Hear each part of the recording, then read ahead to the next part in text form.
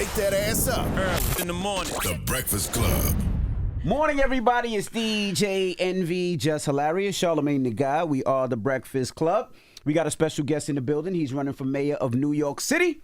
We have Zohran Mamdani. Nailed it. Hey, Nailed it. There we go. There we go. That's that. You gave him a great tutorial right before we started. Absolutely. Okay? And I'll take it. If you don't know, ask. That's right. That's what I do. I was going to say it was off the top of the dome, but Now, we can say I it's a did tutorial. see a video. Before we get into politics, I did see a video. You were a rapper. You got a bop.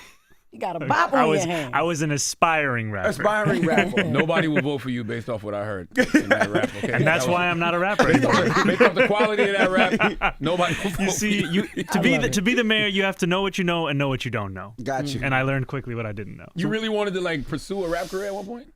There was a point. I mean, it was at the level. So I was born in Kampala, Uganda, in East Africa. And there was a point where there was a guy I grew up with. He's like my brother. The two of us were rapping together. And I was trying to sell mixtapes on a public bus, which doesn't leave until it fills every single one of the 14 seats. Mm-hmm. That's how much we were trying. Wow. And here I am, because it didn't really work out all that well. It was kind of like Yin Yang Twins, where they were whispering. I heard him. I like the beat. Was there an inspiration for you, the Yin Yang Twins, the Whisper song? I have to say that was an inspiration for the song I made called Nani. Yeah. But I think, for me, it was also a way of just telling the different stories of what I grew up with. Gotcha. And especially in Kampala, I'm Ugandan of Indian origin. The guy that I grew up with, his name is Abdul. He is Ugandan by way of South Sudan. It's all these different cultures coming together. We were trying to mix it all in. And then when I was here in New York City, just trying to kind of, the song that I made was a testament to my grandmother. Gotcha. And how she's a real badass. And how so often when we talk about our elders, we put them in a box of a nice, gentle person who, is very much constrained in how we imagine them. And I wanted to just be a little more absurd in the celebration of a woman who gave me a sense of the world and was a social worker and should be a little more celebrated. And disciplined you. Love that. And disciplined you. A few slaps A in few Jackson slaps Heights in hurt the nobody. Yes. Oh, you got slapped? In the video, Oh, you got yeah. old school discipline. Yeah. That's what's up. In that video, Yeah. not by my grandmother. So question, in real life, when you do make the pivot to, do what it is you're doing now, do you say to yourself, all right, scrub all that shit off the internet. We got to get rid of that.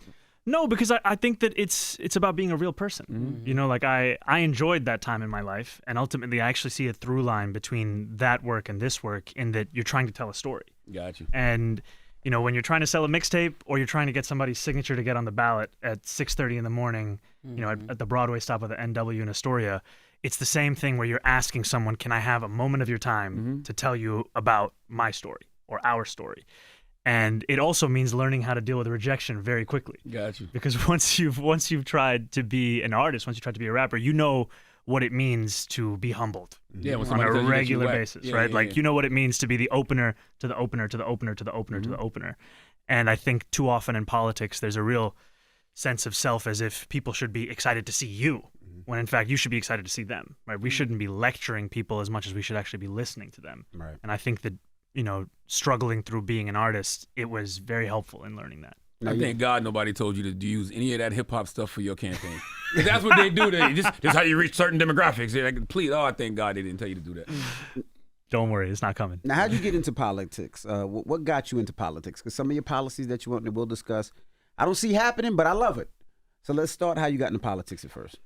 So the first time I knocked on doors was in 2008 for Obama.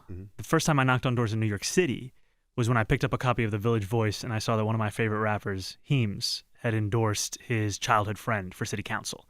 And I was like, oh, this guy would be the first South Asian elected official in New York City. His name was Ali Najmi. And so I got on the F train, I went to 169th, and I knocked on doors for Ali. And that was the moment where I started to get involved in local politics. I joined a club called the Muslim Democratic Club in New York. And then in 2017, I worked on my first race. That was for a Palestinian Lutheran minister in Bay Ridge called Qadr El Yatim. And that just changed my life because, I moved to this city when I was 7. This is the city I fell in love with, the city where I got my citizenship, where I got married. And yet there was also a point where I knew I was a New Yorker. I didn't know if I had a place in New York City politics. I thought those two things were separate. And then there was this campaign which showed me that there was room for all of us. And you didn't actually have to give up any of yourself to be a part of it. And that inspired me to understand that politics isn't just something that you believe in, it's also something that you do as an active thing. And from there, I kept working on campaigns, and then in 2020, I ran for the state assembly, and now I represent Astoria in Long Island City. Wow. The USA, The USA Today asked a question, and the question is simple. Can an AOC-backed socialist upset Andrew Cuomo in the New York City's mayor race? I want you to answer that question. There's a short answer, which is yes. Okay. And there's a longer answer, which is the fact that New Yorkers are hungry for a different kind of politics. Mm-hmm. We have seen the same politicians with the same ideas lead us to the same results for decades. And this is in many ways a question of whether we want to go back to the past or whether we want to go to the future. Mm-hmm. And our campaign is one that sees this city under attack in two ways. An affordability crisis on the inside. We're the most expensive city in the United States of America. 1 in 4 New Yorkers are living in poverty. The rest are living in a permanent state of anxiety about whether they can keep affording this city. And then we're under attack from the outside from a Trump administration that is hell-bent on going after not only New Yorkers, but frankly, democratic cities across the country, like we're seeing in Los Angeles right now. And I am going head-to-head with Andrew Cuomo, a former governor who's the son of a former governor, whose super PAC is funded in large part by the same billionaires who put Donald Trump back in the White House. Mm-hmm. That's not the kind of person who can stand up to authoritarianism without seeing a reflection of themselves. We need someone who will actually fight both of these crises at the same time. And that's why I believe that I can win. And I'm so excited to have Congresswoman Ocasio-Cortez's endorsement in doing that. I wanted to ask, some of the policies that you stand on is free bus service in New York City. Yes, sir. Could that actually work? Absolutely. Break it down. So I grew up in Morningside Heights. I would take the 1 train. We used to have the 9 train back then, but I would take the 1 train to 231st, get on the BX10 to go to Bronx Science. Mm-hmm. And I remember when I'd get off the 1 train, if I could still see the bus, even if it was 2 stops away, even if I had missed it, I knew I could catch up to it. Of course. Because that's how slow that bus was. I'd be slapping the back of the bus and I could get there in time. It was good for me. It's bad for New York City. Mm-hmm. You should not be able to catch that bus if you miss that bus. Mm-hmm. But the buses are so slow. So as a state assembly member, I won the first of its kind fare free bus pilot. We made 1 bus route free in every borough of New York City. And we secured $15 million to do so. And it showed that ridership went up by up to 38%. Assaults on bus drivers went down by 38.9%. And of the largest increase of riders came from New Yorkers making $28,000 a year or less. And this is critical because it's not just about economic access, it's also about public safety. It's also even about environmentalism because we're seeing that 11% of the new riders, they were previously driving a car or taking a taxi. Now they're off the road, they're on public transit. And the cost of doing all of this is about $700 million a year. Now, that sounds significant, which it is, but just want to put it into context. We're talking about that in the context of a city budget that's about $113 billion a year. State budget, about $252 billion a year. There is money. The question is what we spend it on. And what I've proposed is that we raise $10 billion to pay for our entire economic agenda and start to Trump-proof our city, because we know he'll use federal funding as leverage over this city. And we will do so in 2 key ways. The first is to match the state's top corporate tax rate to that of New Jersey. We are at 7.25%. They're at 11.5%. Corporations can pay it over there. They can pay it over here. And the beauty of it is that it doesn't just apply to corporations headquartered in New York City. Because when you say this, people will say, well, they're going to go to Florida. Mm-hmm. Wherever you are headquartered, as long as you do business in the state of New York, you are taxable for that corporate tax. We're talking about corporations that are making millions of dollars, not in revenue, but in profit. And the second is taxing the top 1% of New Yorkers. We're talking about people who make $1 million a year or more, taxing them just by a flat 2% tax increase. And I know if 50 Cent is listening, he's not going to be happy about this. Mm-hmm. He tends to not like this tax policy, but I want to be very clear. This is about $20,000 a year. It's a rounding error. And all of these things together, they make every New Yorker's life better, including those who are actually getting taxed. Now, you also want to cut the police budget, and people are upset about that, right? They feel like crime is all over the place. I think a couple of days ago, 2 people got shot in Times Square. The other day, I think another girl got shot in the face in the Bronx. So people are very scared. It seems like New York is getting worse than getting better. So what do you say that, at a time like this, cutting the police budgets, that seems like that is taking more police officers off the street? I want to be very clear. We are not defunding the police. What we are talking about is sustaining the number of police that we have within the police department. And when I talk to those police officers themselves, they tell me they signed up to join the police force to tackle serious crimes. And yet what they're being asked to do today is serve as mental health professionals and social workers. The same officers who thought they'd be responding to shootings are picking up the 200,000 phone calls a year of mental health calls. And what we've seen elsewhere in the country is you can actually move mental health calls out of the police department. That can reduce the calls that police have to deal with by 20%. And in doing so, you can increase police response times to those major categories of crime. And I think that's important because police have a critical role to play in public safety. And we also need to ask them to just focus on their job and not ask them to do every job. Because what we're seeing right now is these same politicians who have given us this lack of public safety over so many years telling us that their only answer, no matter the question, is to ask police to do more.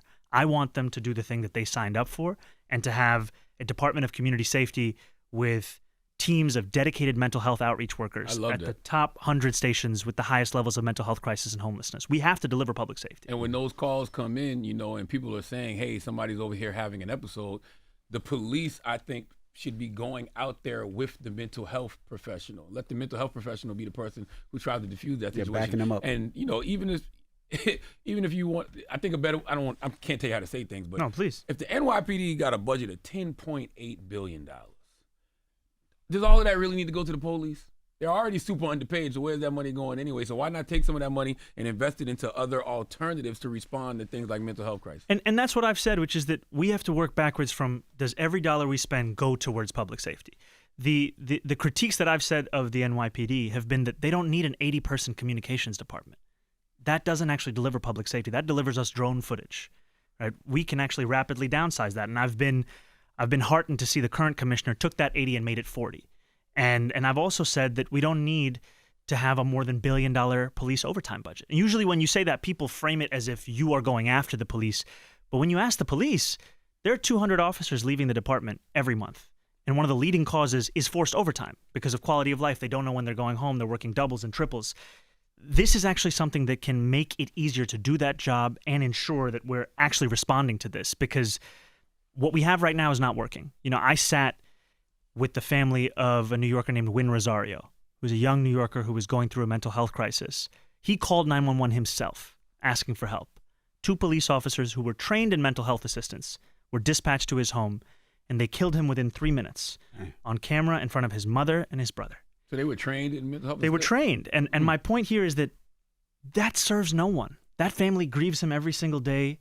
And we all know that that was not the way to respond to this. So why don't we actually look at what works elsewhere in the country and bring it here? And that's what we're talking about, evidence-based policy solutions that will deliver real public safety. Hold on, maybe we're stepping on our own point. If they were trained, when you say trained in mental health, what, they were trained to know how to respond to people dealing with crisis? These police officers were given the training that right now we're being told is sufficient. Mm-hmm. And my point here is that we should not be training police officers for mental health response. We should have mental health responders be the ones who are actually the ones there. Gotcha. And this addiction to asking them to do everything, mm-hmm. It's one that leaves them unable to do many things. Because right now, as you were saying, New Yorkers, when they're worried about safety, they want to know, what's your plan?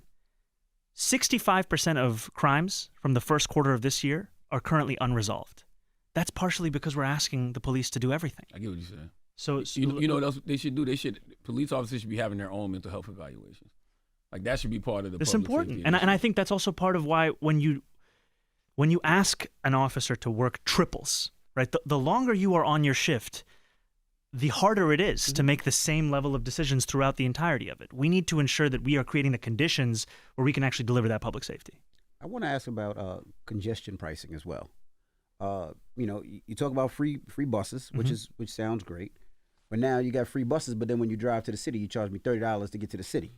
So what's your thoughts on congestion pricing and how it's affecting businesses in New York? So I believe that the one thing New Yorkers hate more than a politician they disagree with is one they can't trust. So I'm going to tell you the answer I say in every room. Mm-hmm. I am somebody who has supported congestion pricing. Oh. I know. I wanted to tell you the truth. Jesus. I want to say it to your face, though. Oh. I've supported it for a few reasons. Because I believed it would reduce congestion, it would increase bus speeds, it would raise revenue for the MTA, and it would improve air quality. And that's what we've seen it be able to do. At the same time, I have always believed it needs to be paired with immediate public transit improvements. I launched a campaign called Get Congestion Pricing Right with the Deputy Majority Leader of the State Senate, Mike Gianaris. The two of us won about $12 million in new bus service. I'm proud of it, but it's not enough. And the reason I fought for that is when you look at the implementation of congestion pricing in places like Stockholm, London, the first day they had increased public transit. Because I think it's important to tell New Yorkers that it's not just about raising revenue for public transit. It's also about giving them a better option right there. There are some people who need to drive. There are also others for whom that's the most convenient option. We need to make public transit the most convenient one, but it's hard when you look at your app and you're told a bus is coming in 10 minutes and then you wait 10 minutes and then that bus doesn't actually show up. And so we need to earn that trust. That's where my position is. How is it affecting businesses in New York City, though? I mean, I know a lot of restaurants are charging a congestion fee tax, and, prices are, everything is expensive. I mean, the other day I went to McDonald's. I got my kids one meal, and that one meal is usually $2.99. When I was a kid, it's now $12. You bought all your kids one meal times that hard? Yeah, absolutely. They got to split it up. We got to split it up. That's how, it's expensive out there. That's Jesus crazy. Christ. Hey, you want to let me some? But That's so, crazy. so how is it affecting business? Especially small businesses. The main businesses, they can get over. But you got that mom and pop store that just can't do it. What we've actually seen is that since it's been implemented, foot traffic has increased in the central business district. And I think that's a big part of it, is that actually when you make it easier to get around that same neighborhood, you actually can facilitate more business. And an interesting thing that I've also seen is that noise complaints are down by a significant amount because you have reduced congestion. And that's a difference also in quality of life. But I think to your point, small businesses. Mm-hmm. Small businesses are struggling in New York City. They employ a majority of all New Yorkers who are working in the private sector. We put forward a small business proposal where we would cut fines and fees for those businesses by 50% across the board. And we would do that because the city has a $113 billion budget. It is not funded through these fines and fees. It doesn't mean that much to the city if it gets $100 from a restaurant because they have a refrigerator every year. Mm-hmm. But for that restaurant, those are the kinds of things that can add up. And so we're going to cut that in half, and we're also going to make it easier to open them. Because right now, I'll tell you, you want to open a barbershop in New York City, you got to go to 7 different agencies, fill out 24 forms, and then attend 12 activities. That does not make it easy to open a barbershop. We need to actually follow the example of Pennsylvania, where they took an 8-week permitting process and made it just a couple days. And that's why we said we're going to have a mom and pop czar. We're going to increase funding for one-to-one small business services, because we have to make it easier to survive in this city. And city government has to understand its role and responsibility in that, because I'm tired of politicians pretending like we're just bystanders to all these crises. I'm texting out thoughts and prayers so the small business just closed, but actually my policies are helping it to close. We need to make sure that that's not the case any longer. I want to ask you, I'm asking you to define something, but when you answer it, I want you to, think about how you would define it to somebody if you was writing a rap. Like, now, I don't want you to rap is what I'm saying. Listen to what I'm saying. Look, I know you don't like the raps. I don't want you to rap. I'm just saying that the way you would approach a rap, the audience you're trying to talk to, and you would probably keep things on the ground. This is where I lose the election right here. How would you define being a democratic socialist? To just somebody that... So some of my favorite songs, they start with an old quote. Mm-hmm. That's how a song might begin. And so for me, one of them is from Dr. King. Call it democracy or call it democratic socialism, there must be a better distribution of wealth for all people in this country, for all of God's children. Mm-hmm. And ultimately, to me, it's about dignity for each person. The person who gave me this language of calling myself a democratic socialist is Bernie Sanders. Mm-hmm. When he ran in 2016, and his relentless focus on income inequality, it taught me that things could be better than they were. So often when you're voting, it feels like you're voting between somebody who wants to wipe you off the face of the earth and someone else who wants to tell you to celebrate the crumbs that can't feed your neighbors. And to know that it could be more, that you could be voting for something, that has inspired me. And I think that, as a Muslim democratic socialist, I am used to bad PR and having to explain what all of these things mean. And what I've found, though, is when you actually get into a conversation, a lot of this is common sense, right? If I believe that every New Yorker should be able to live a dignified life and that it's city government's job to ensure that, New Yorkers will agree with me when I bring up the example of public education. Free education, free healthcare. Mm-hmm. What else? Anything that's necessary, right? Stabilized rent. It's like when people, whatever you need to live in this city, that should not be something you can be priced out of. And we agree with that when it comes to school. We agree with that with libraries, with sanitation, with the fire department. But there are certain things we've picked and chosen and said, you know what? You don't need that for housing. Or you know what? You don't need that for food. And I think that we can't let the market determine who gets to live that dignified life. This is not to say that it's city government's job to deal with everything, but for that which is necessary, we have to ensure that we are doing our part. And that's why I have said I'm going to freeze the rent for more than 2 million rent-stabilized tenants, because that's the mayor's power. Mm-hmm. The last mayor did that 3 times. This mayor raised the rent 9%. He wants to raise it again up to 8%. we have these tools. It's just a question of, do we want to do this? And I know why politicians don't, because there's a lot of pressure. I'm the candidate running to freeze the rent. Cuomo's the candidate running to raise the rent. That's why the landlords of those same units just gave Cuomo $2.5 million. The same landlords that say they don't have enough money to be able to freeze the rent just found $2.5 million to give it to him. The single largest check in this entire race. But it helps let people know that's what's on the ballot. It's straightforward. It's, do you want your rent to be the same, or do you want it to raise? I saw your rent was $2,300 a month. Yes, sir. $2,300 for a 1-bedroom in Astoria. Jesus Christ. Yeah. It was 500 square feet. It's not too much more than that. Let me tell you. It's interesting, right? Because Democrats have created all this new politically correct language for everything: gender, sexuality, pregnant women. How come y'all haven't found a better way to discuss socialism?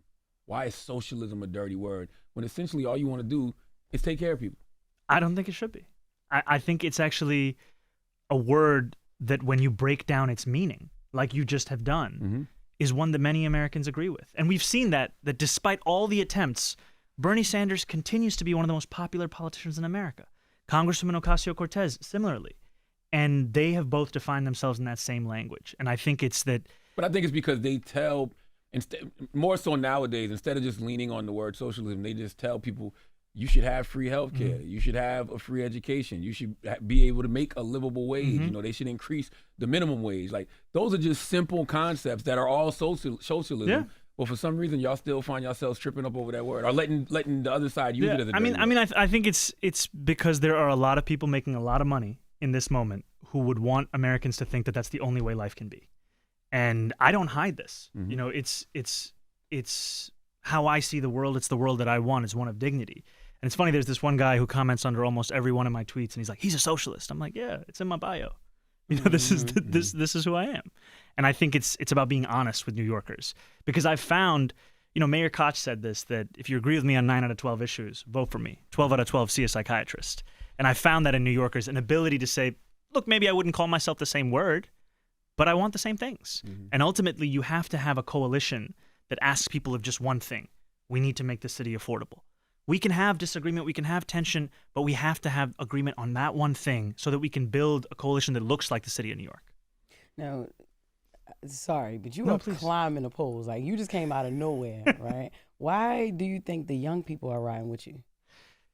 I think it's because people are hungry. Because in the beginning, they didn't throw your name in the hat at first. It was just... Look, let me tell you, I was sitting in a coffee shop in Astoria. This is right before we launched the campaign. Somebody in politics showed me a poll. And I was looking at the beginning of the poll, and they were like, no, keep looking. Keep looking. And then I was there at 1%. Damn. They were like... That's what you said. Right. Yeah. How'd you make the poll rise? Pause. I think just by being consistent. Yeah. From the beginning of the race, from October 23rd, the first day, I said this was a campaign about affordability. I said this was a campaign about New Yorkers who have built this city, who are being pushed out of this city. And I said that I was going to do 3 things. I was going to freeze the rent. I was going to make the slowest buses in America fast and free. I was going to deliver universal childcare. And it got to the point where I can go to a rally and I can say, I'm going to freeze and the crowd will say rent. Buses fast and free, universal childcare. People know. And I think for too long, politics has become about a person as opposed to a platform. And New Yorkers see themselves in that. And, growing up in this city, so many of the people that have helped to raise me, that I've grown up with, they haven't always seen themselves in our politics. They have, they haven't voted in a lot of these elections. The last mayoral primary, 26% of Democrats voted. And most New Yorkers, when you ask them, when's the election? They'll tell you it's in November, not in June. Most people don't know about the importance of the primary. But I've been getting text messages from people that I've known for years and people that I've just met, just screenshots of voter registration, that I'm going to vote for the first time. Wow. And that's meant the world to me, because if we really want to protect our democracy, one of the best ways of doing so is that people see themselves in it. People see themselves as participants. You can't protect it at an intellectual level. You have to protect it at an everyday level. And ultimately, going back to your question about democratic socialism, it's about extending that democracy from the ballot box to the rest of our lives. If you get to choose your own leaders, why shouldn't you be able to choose the economic conditions that you're living in? Why shouldn't you be able to ensure you have that dignity? And I think that what's so exciting is, as you said, a lot of this is powered by young people. Young people who so often political analysts will say, don't worry about them. they don't vote at the same rates. They don't come out. And it's been so exciting to see those same young people be part of the 34,000 volunteers we have.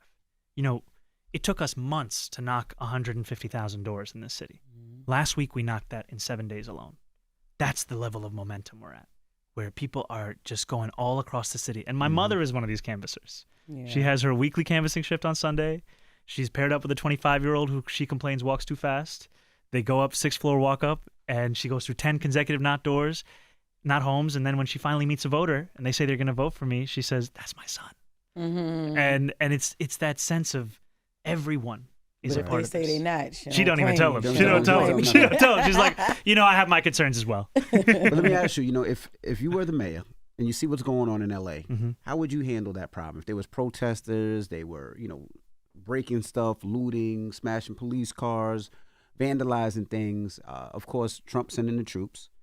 How would you handle that if you were mayor of New York City and that actually happened here? I think first and foremost, you call it what it is. It's authoritarianism. This is the Trump administration looking to arrest enough migrants that they can say they fulfilled their campaign promise of building the single largest deportation force in American history. And too often we think about it as just an attack on immigrants. It's an attack on the fabric of this country. And it's not just in L.A. I mean, we have New Yorkers who have been arrested and detained today. A few days ago marked 3 months since a Palestinian New Yorker named Mahmoud Khalil was arrested in his apartment building lobby, taken away from his pregnant wife, Noor, and has since been in an ICE detention facility in Louisiana. He wasn't able to even witness the birth of his first child, Dean. And we have another New York City public high school student named Dylan, who was snatched at a regular check-in at Federal Plaza, is now hundreds of miles away from his mother and his 2 siblings. And this is personal for me because I got my citizenship just blocks from where those arrests are happening. Those blocks used to be my favorite part of New York City. It's where I got my citizenship, where I got married. And those are now the same blocks where when I took my father for his immigration interview this year, I hugged him so tight because I didn't know if I was going to see him in the afternoon. There are too many New Yorkers who are feeling that. And so I think you call this what it is. You also make clear that Trump is reversing historical precedent in that calling the National Guard is typically something a governor requests of the president. It's not something a president puts on a governor.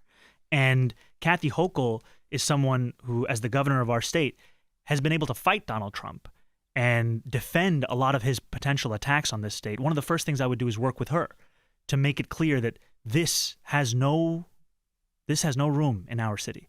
And our police force should not be assisting ICE in what they are conducting. We recently saw arrests where the NYPD was then arresting a pastor and other New Yorkers who were observing ICE arresting migrants coming in for their check-ins. We don't need to be accomplices to authoritarianism. We need to show that there's another way of running this city and this country, and that's who I'm excited to be. Could you explain to people why federal overreach is dangerous? It's so funny to see Republicans for whom so long their rallying cry has been states' rights. And now here they are. They don't have a concern for that at all. It's the same way that they used to care about free speech. That's gone as well. Ultimately, these are principles they only hold when are convenient to them. And what's so dangerous about this is that we have a clear delineation of what is a federal responsibility, what is a state responsibility, but Donald Trump wants to make every responsibility his. He wants to run a country in a manner that is more befitting of an authoritarian state. And I think what's so concerning is he's looking at the example of someone like Nayib Bukele and saying that this style of leadership, of having mass prisons where we send so many people who we allege are criminals, no matter whether we can find it or not. That's El Salvador. Yeah, that's what he wants to bring to this country. And I think what we need are Democrats who are willing to stand up and fight that. We have a mayor right now who has wanted to fearmonger around sanctuary city policy. This is a policy we've had in this city for decades. It's a policy that's been defended by Republicans and Democrats alike.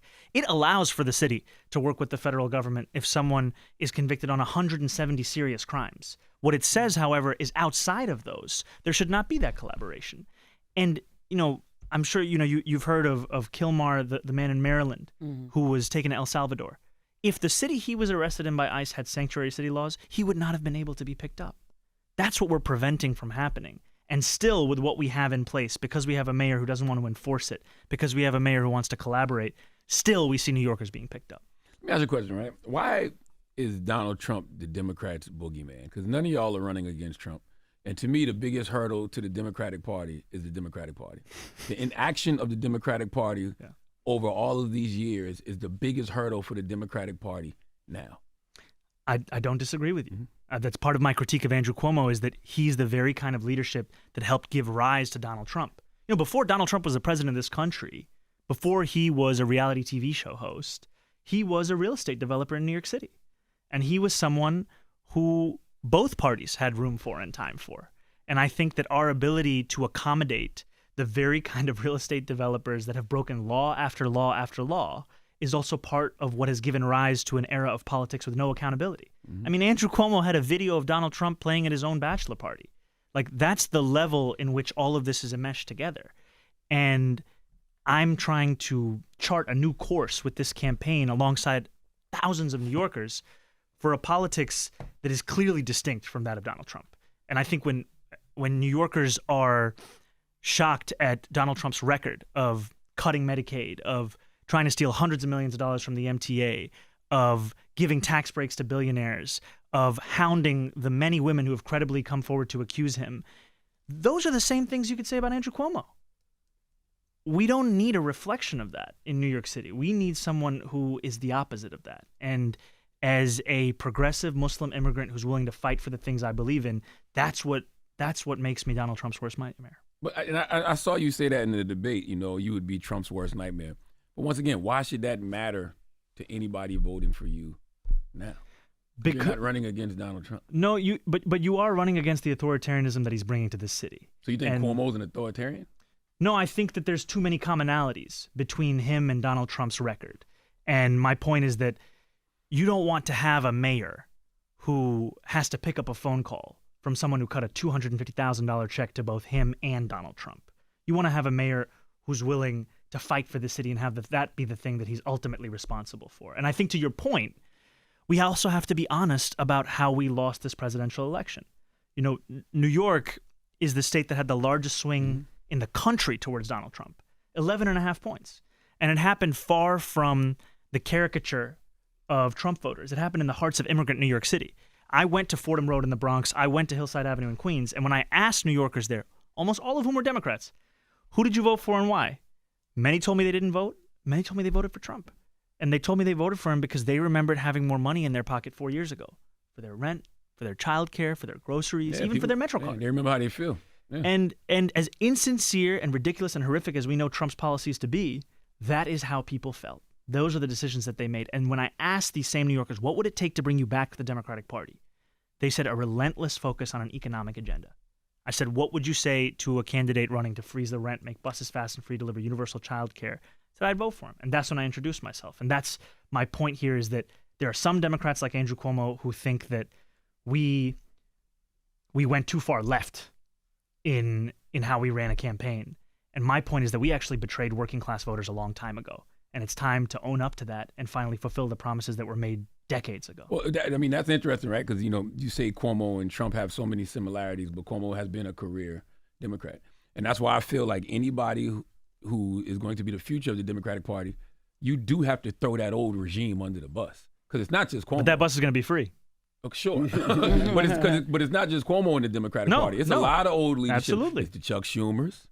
It's the Bidens. You got to throw all of that under the bus and run it over. And people have to hear you say that, because I keep hearing y'all, you know, you keep talking about Trump. No, but your party has been just as ineffective and just as corrupt in a lot of ways. Trust me, I hear you, because I've been critical about the style of leadership that gave rise to Donald Trump. Is also a style of leadership within the Democratic Party. And I think for too long it's been a party that has valued insider politics, pay your dues, the words and advice of consultants over the people that are Democrats themselves. And I do think it's time for a new generation of leadership. You know, Cuomo would be the oldest mayor elected in New York City. I would represent a completely new generation. And I think it's important for that, because it's not just about age, it's not just about vision, it's also about what has your record been and who have you been fighting for? And is that distinct enough from what got us here? Yeah, I just got a couple more questions. You said de Blasio was the best mayor in your lifetime for New York. And you gave 3 reasons. You said because he ended stop and frisk. Well, he ran on ending stop and frisk, taxing the rich, and funding universal pre-K. You said he got a lot of that done. How much of it did he get done? Universal pre-K, I think, is one of the most shining examples of what city government can do, right?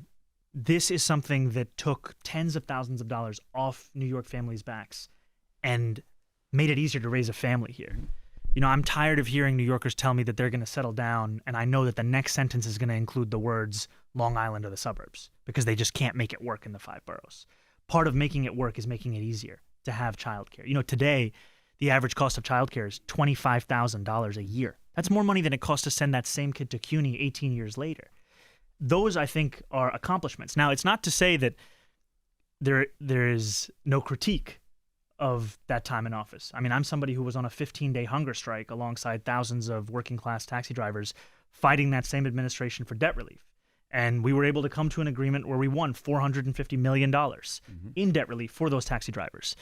And ultimately, I say this, though, because we have seen what's possible if we have someone focused on delivering it. And to me, the greatest mayor in New York City history is Fiorello LaGuardia, because he was someone who transformed our sense of the possible, and he put working people at the heart of his politics, and he did so while also confronting this rise in anti-immigrant hate all at the same time. And I think we need a mayor who has that ability to fight multiple crises at the same time and show what it means to be a New Yorker. You said if you're elected mayor, Israel wouldn't let you in. And you mentioned some legislation, but would that legislation apply to you if you're actually mayor? We've seen elected officials, even Congress people of this country, not be allowed into the state of Israel. And my point was, I've been asked this question many times, and I've said directly that I believe one need not visit Israel to stand up for Jewish New Yorkers. What I need to do is to meet Jewish New Yorkers at their synagogues, at their temples, at their homes, subway platforms, parks, wherever they may be, to hear their concerns and actually deliver on those concerns. And then when I have been asked about this, what I've also said is that even if I was going to make that trip, there is legislation that does not allow anyone who supports a nonviolent movement calling for the compliance of the Israeli government with international law to be allowed into that state. And I say that to say that there has to be a greater recognition of what is going on. And the fact is, for me, my politics come back from a politics of the universal. I believe that freedom and justice and safety, liberty, these things have to apply to everyone for them to be meaningful. And that also includes Palestinians. Why does it often seem like elected officials care about what's going on in other countries more than they care about what's happening here in America? Because, you know, you do realize it's hard to think about starving kids somewhere else when your kids are starving right now. My focus is right here in New York City. This is a question that's been asked of me time and time again. And ultimately, I think it's actually a question that, as you're saying, is not actually in line with the top concerns of New Yorkers, not even in line with the top concerns of Jewish New Yorkers. You know, when you see in a poll, what are those top concerns? The number one is affordability. After that, it's childcare, it's elder care, it's discrimination. These are all New York City issues. And I think that we need to have a mayor who is focused on New York City. And that's why when I was asked in the debate, where's your first trip abroad going to be? I said, I'm going to be here in New York City. And then I was asked, followed up, are you going to go to Israel? And I said, one need not go to Israel to stand up for Jewish New Yorkers. And then I was asked, you know, it just continues. But for me, the focus has to be the 5 boroughs. I mean, you are running to be the mayor of this city. This is a city that is losing hundreds of thousands of people in the last few years alone because they can't afford it. They're going to Pennsylvania, New Jersey, Connecticut, anywhere their dollar can go a little further. And we know that, you know, as the saying goes, when white America catches a cold, black America catches pneumonia. That inequality is compounded for black New Yorkers. We lost 200,000 black New Yorkers in 2 decades. About 9% of the city's population of black New Yorkers. From 2010 to 2019, nearly 20% of black children and teenagers had to leave the city. And that is a crisis that has to be focused on. That would be at the heart of what my administration would do. Yeah, I don't understand why conversations about affordability, free healthcare, making buses free, freezing the rent on rent-stabilized apartments, why is that considered far left?